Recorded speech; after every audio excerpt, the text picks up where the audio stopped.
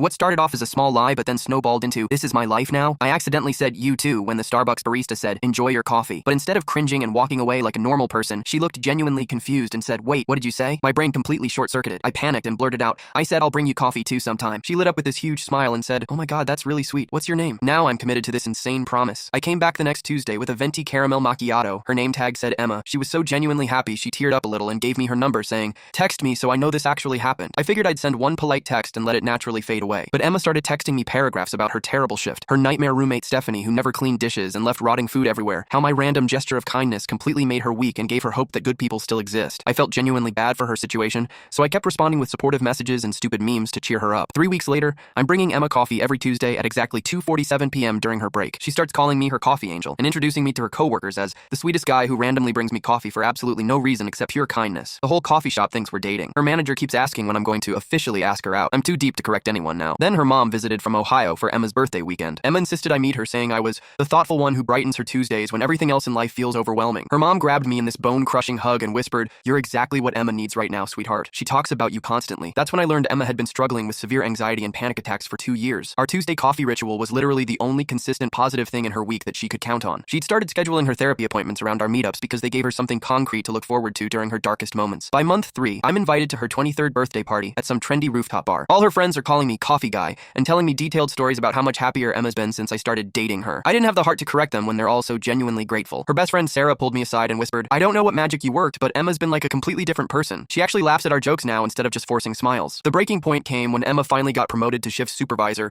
after months of anxiety about applying for the position. She wanted to celebrate at some fancy Italian restaurant downtown that she'd been saving up for. "I honestly couldn't have done this without our Tuesday tradition," she said, tears streaming down her face. "You've been my anchor when everything felt completely impossible. You showed me that I deserve good things happening to me randomly. I don't know how to properly thank you for saving my life." I realized I wasn't just bringing coffee anymore. I was accidentally someone's primary emotional support system and the foundation of their mental health recovery. Emma's therapist had apparently told her that having consistent positive social interactions was absolutely crucial for her healing process, and somehow I'd become that irreplaceable person in her life. Now I'm 4 months deep into being someone's weekly lifeline because I couldn't handle 30 seconds of social awkwardness at a coffee counter like a normal human being. Emma just texted me a 3-paragraph essay about how excited she is for me to meet her parents this weekend. They're flying in from Cincinnati specifically to meet the coffee angel who changed their daughter's life completely and helped her find herself again after losing hope. Her dad, Richard, apparently wants to take me golfing on Sunday morning to properly thank the young man who brought our Emma back to us when we thought we'd lost her forever. Her mom has been cooking my favorite meal all week, except Emma made up what my favorite food was because she was too embarrassed to admit she didn't actually know me that well. I'm completely trapped in being someone's accidental hero over a misheard "you too"